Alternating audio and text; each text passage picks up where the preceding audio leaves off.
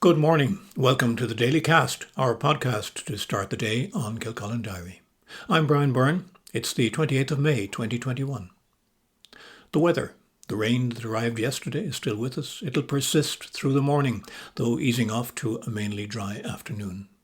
Some late bright spells are possible. The highest temperature will be 13 degrees in light winds from the southeast. Our person of interest today is James Plunkett, writer and producer, whose works are, among other things, a testament to life in the years prior to and after the formation of the Irish state. He was born James Plunkett Kelly in Dublin in 1920 and was educated by the Christian Brothers at Sing Street School and later at the Dublin College of Music. He grew up amongst the working class, who became the most important people in his literary output, and his own early career was as a trade union official with the Workers' Union of Ireland, where he represented those same people. He had a strong belief that his writing should be a voice for the working class, but he also provided excellent pictures of the life of the emerging middle class and small businesses, especially in the very religion-constricted period from the 1930s to the 1950s. His early works were in the genre of radio plays. The first was broadcast in 1952, Dublin Fusilier, and others in each of the next 4 years. One of these, Big Jim, broadcast in 1954, would also become a stage play about the political activist Jim Larkin, and would form the background of what became his most famous work, the novel Strumpet City, published in 1969. It was set in the time of the Dublin lockout on the eve of World War I. In 1955, Plunkett joined RTE as assistant head of drama, the same year as the publication of his first collection of short stories, The Trusting and the Maimed. For the next 30 years, he worked with the broadcaster in producing, directing and management roles. In the course of that career, he produced some outstanding television, including in 1963 one on the life of Dublin comedian Jimmy O'Dea. And at the other end of his career, in 1985, the One Man in His Time programme on the life of actor Cyril Cusack. He won 2 Jacobs Awards for television in 1965 and 1969. Plunkett's total output of writing is quite prodigious, especially when looked at in retrospect. Yet he was known for being low-key and modest as a person. His longtime colleague and friend Tom McGurk described him as a towering influence, and as a writer, a man who could create his characters in a subtle, rounded and compassionate way. His Rasher's Tierney in Strumpet City is a particular example. Plunkett served as a council member of the Society of Irish Playwrights. He was a member and president of the Irish Academy of Letters and a council member of Ace Dona. He died on this day in 2003 at the age of 83. One of the second-year classes at Sing Street CBS, to Plunkett, is named in his honour. For our feature of the day, I'm going back to a final extract from an interview I did with the late Monsignor James Horan of Knock in 1980, when he was then parish priest there. In previous extracts, we heard him talk about the building of the basilica at the shrine, and also his thoughts about the reported apparitions and miracles. In this last piece from the programme I produced for the Catholic Communication Centre, I Came to Knock, he talks about the services that were available there, and what Knock meant to him. It's worth noting that all this is through the lens of Ireland some 40 years ago. We have the Family Life and Prayer Centre, as we like to call it.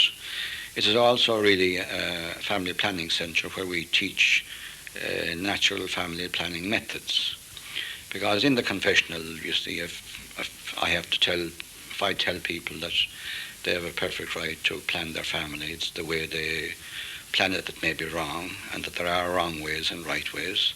And if I tell them that it's not lawful for them as Catholics to practice the wrong ways, then I should be able to tell them that there are other ways and that we are giving them an opportunity to learn about these. And I say, if you go over to our Family Life and Prayer Centre, then you will find out about all these methods there, particularly the Billings method.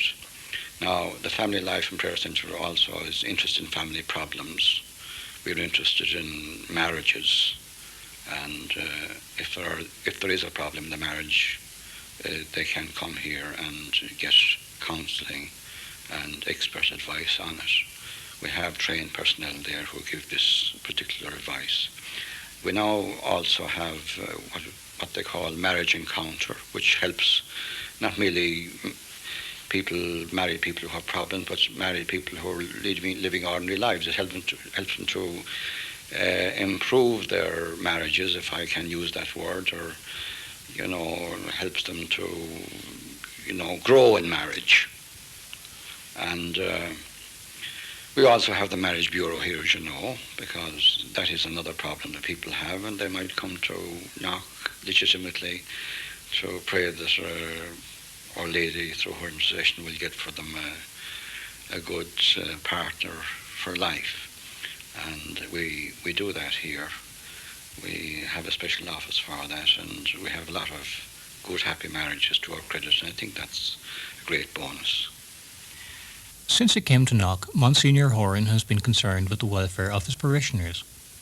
He's been responsible for the sowing of plantations, the surfacing of roads, and the building of houses in the parish. In his time at Knock, he spent about £4 million. To get what he wanted, he has unashamedly lobbied the local and national politicians. For 12 years, he badgered local government officials to improve the village. For the centenary year of 1979, Mayo County Council finally implemented a development plan costing £700,000.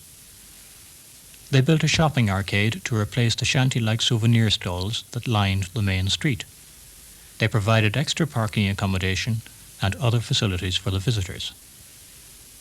Knock today ranks equal to any other major Marian Shrine. But what does Knock mean to Monsignor James Horan? Knock means everything to me, I suppose, as I am at the moment, because I'm totally and completely engrossed in Knock. Knock is a place that Our Lady uses to bring people to her Son, Jesus. Our Lady draws people to Knock in various ways and all kinds of diverse circumstances. She brings them here. She brings them back to Jesus through the confessional, through the Mass, through all the wonderful devotions we have here, the Stations of the Cross and the Rosary. We have a lot of these old devotions, and they're still marvellous, and they're still wonderful, and they still do a lot of good to thousands and thousands of people. It's a holy place.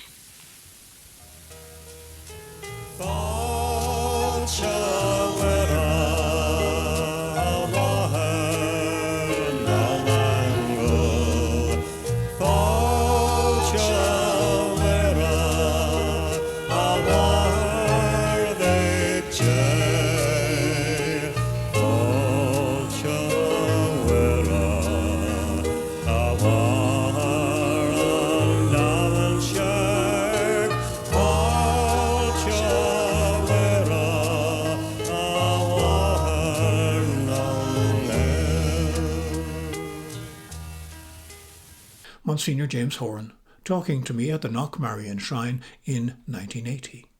He passed away 6 years later, having just managed to see the fulfilment of his last great dream, the creation of an airport at Knock. Looking to the headlines for today, in the locals, KFM Radio News highlights the public consultation on the master plan for Monasterevin, which has just been launched. The Leinster Leader reports concerns of some Sallins residents who can't get parking outside their homes because the spaces are taken by other motorists. The Kildare Nationalist has a reminder to students in the county of the fast-approaching closing date for the Naughton Foundation scholarship schemes, established to promote the study of engineering, science and technology at third level. Looking to the Nationals, the Independent leads with a report that foreign travel for holidays will be allowed from July 19th. The Examiner takes its line from the same source on news that sports matches, open-air concerts and outdoor events will be allowed from June 7th. The Irish Times headlines similar possibilities, while RTE takes the more cautious line that the Cabinet is still to consider the easing of travel restrictions. and that they will only be for those deemed eligible under the new EU Digital Green Certificate system. We're not in the plains yet. And that's it for this week from the Daily Cast. I'm Brian Byrne. From the Kilcullen Diary, we wish you a hopefully sunny weekend, and thanks again for listening.